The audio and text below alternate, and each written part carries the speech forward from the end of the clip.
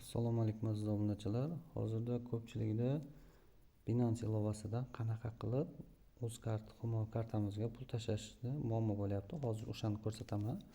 Oldin P2P yo'nalishida o'tkazadigan bo'lsa, hozir Binance ya'ni Binance ilovasini o'zidan o'tkazamiz. P2P ilovasidan o'tkazishni maslahat bermayman. Sababi bu nelegal, ya'ni qonuniy hisoblanmaydi. Sababi Binance ilovasi O'zbekistonga qonuniy bo'lib kirib kelgan va hozirda Binance bilan shartnoma bo'lganligi uchun bizlarda UZS ya'ni O'zbekistonni P2P yo'nalishida olib tashlab, prямо ya'ni Binance ilovasidan o'tkazishga imkoniyat tug'ilgan. Endi uni qanaqa qilib ishlashni ko'rsataman. Mana bu joyda mana внести tugmasi bosiladi. Mana birinchisi kerak bo'ladi hozir bizga. Lekin undan oldin kupitsa UZS ya'ni kupitga bosiladi. Biz mana bu joyda kupit qilmaymiz, ya'ni biz o'zimizda bor ya'ni kriptovalyutani продать qilamiz, ya'ni productga bosamiz. Mana bu joyda kriptovalyutalar nomi chiqadi. Biz bu joyga USDT qilamiz. USDT qilganimizdan keyin dostupni hozir menda mana shunaqa dostupni bor. Biz bu joyga qancha USDT sotishimizni narxini yozib o'tamiz. 10 USDT bosiladi. Narxini aytishyapti. Mana bu joyda ko'ruvchilar narxi chiqadi. Подтвердить. 30 sekund jarayonini olib boradi. 30 sekund ichida u внести fiat, ya'ni открыть кошелек. Endi biz внестиga bosamiz.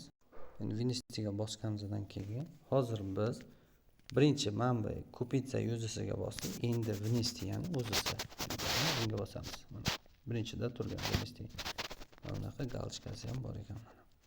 Bosiladi. O'shanga bosganimizda vvod, ya'ni agar hisobimizni to'ldirmoqchi bo'lsak, vvodga bosiladi. Chiqarmoqchi bo'lsak, выводga bosiladi. Выводga bosamiz. P2P yo'nalishi yo'q va bizda hozir bankovskiy karta Humo, ya'ni hozirda bizda faqat Humoga o'tkazish imkoniyatimiz bor ekan. Va biz hozir Humoni bosamiz. Dostupni menda hozir dostupni qancha bor? 127 ming. Boyagi ko'rsatgan narsam, ya'ni boshida biz mana bu joyda 0 bo'lardi. Biz ikkinchisiga kirib, o'zisi внести продать qildik. Продать qilgan summamiz mana shu joyga kelib tushadi. Endi buni biz chiqarishimiz uchun maksimal summaga bosiladi. Ya'ni komissiyasi bor ekan, ozgina, ya'ni 1%.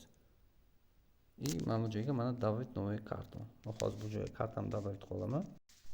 Mana уже karta добавить qildim. Уже подтвердить.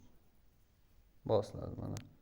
Humoga 72 yil yozdi. Kartamga 126 ming hisobimga kelib tushishi kerak.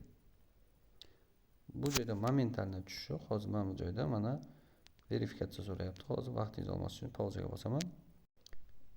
Mana bu joyda ketdi mana. Уже запрос на вывод отправлен. Чтобы просмотреть статус. Bu status istoriyada turadi hozir.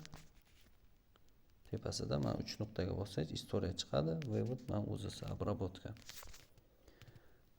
Do'stlar, asosan bu joyda вывод maksimal darajada tez tushadi. 2 daqiqadan 5 daqiqa oralig'ida.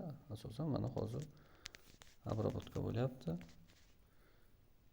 Hozir agar kimda qanaqadir masalan hisobingizga mana bu joyda mana tushdi, lekin siz hisobingizga tushmadi hamma narsa desa, подать apellyatsiya degan joy bor. O'sha joyga kirib apellyatsiya bersanglar ham bo'ladi do'stlar. Mana do'stlar, успешно. Bu mening hisobimga hozir kelib tushdi. 38, ya'ni 1-2 daqiqa ichida hisobimizga mana bu joyda mana Binance'dan bizni hisobimizga mana shunaqa kelib pul yechildi va hisobimizga tushganligi haqida ma'lumot berdi.